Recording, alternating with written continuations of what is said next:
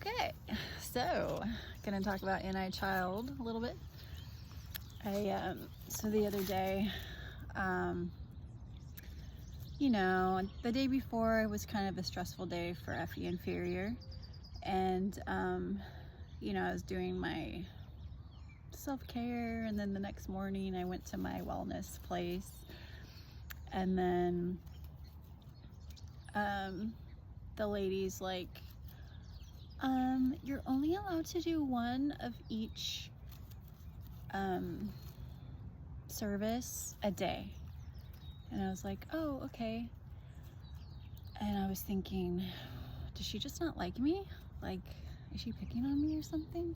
So I open up the app because, they advertise it as unlimited services for $99. So, and on my first day there, a different lady was like, oh, here, try this out, because it's like first session free or whatever.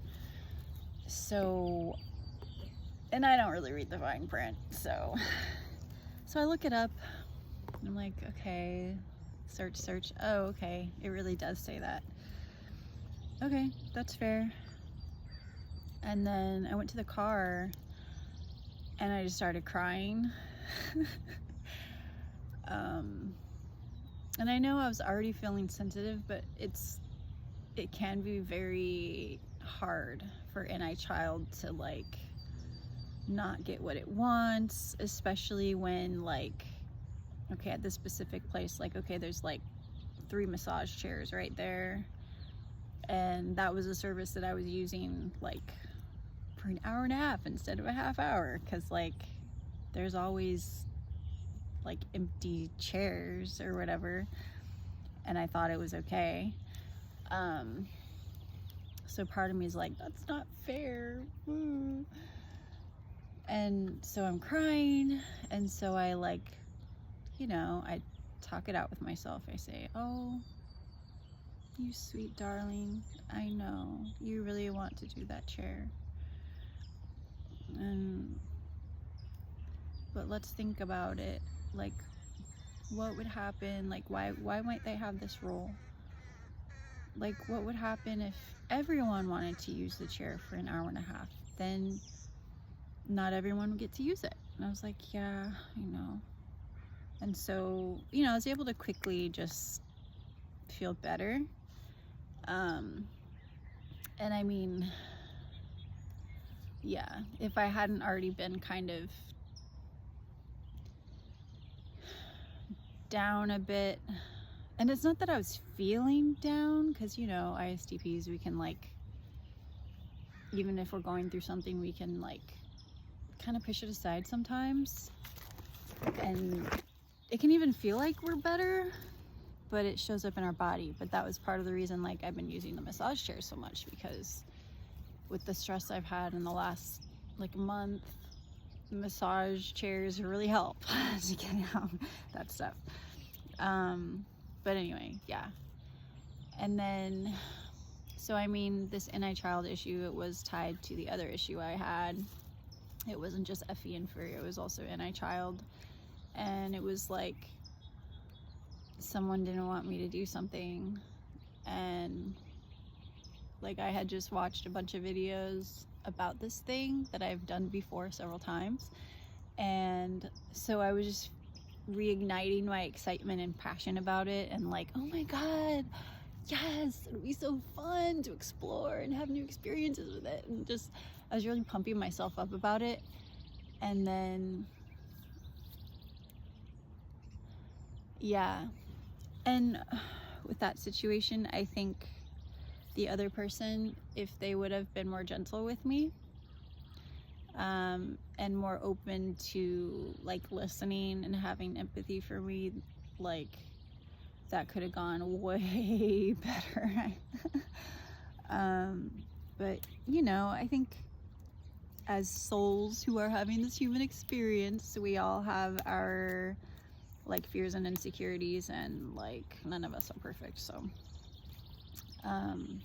so anyway, I went home, I journaled a lot, and I was just well, I have some righteous anger and blah, blah, blah. This isn't fair. And then I was like, what am I supposed to learn from this? And then I'm like, oh, there it is. And I start feeling like more of the pain feeling.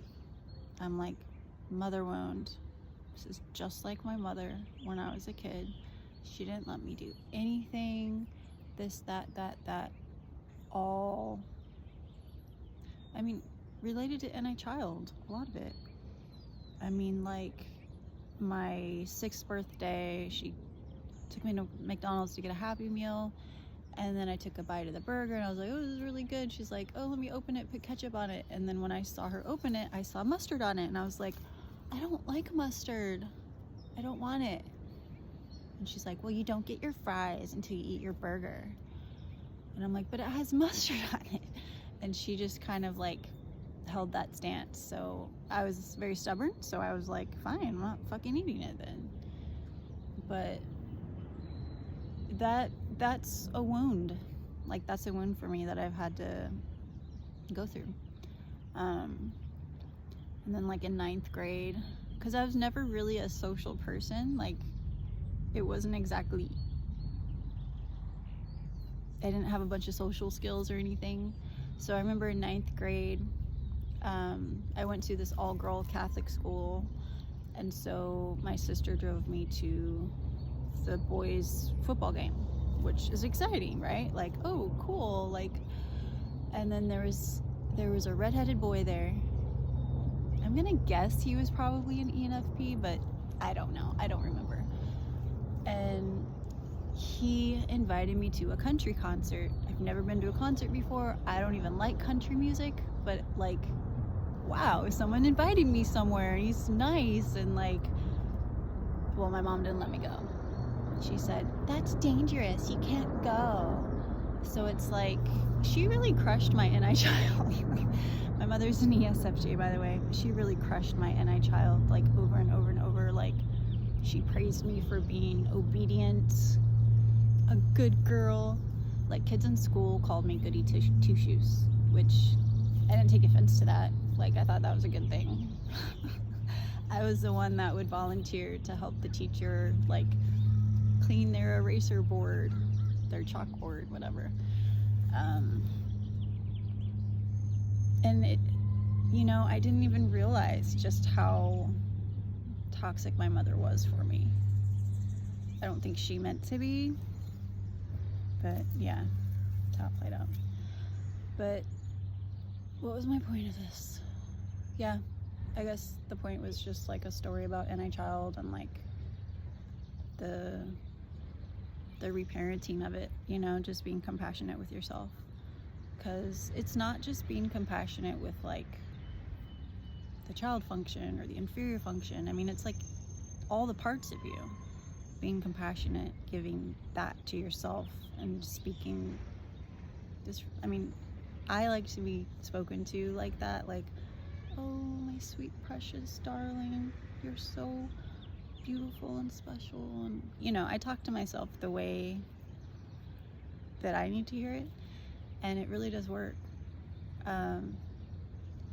So that's a story about NI child.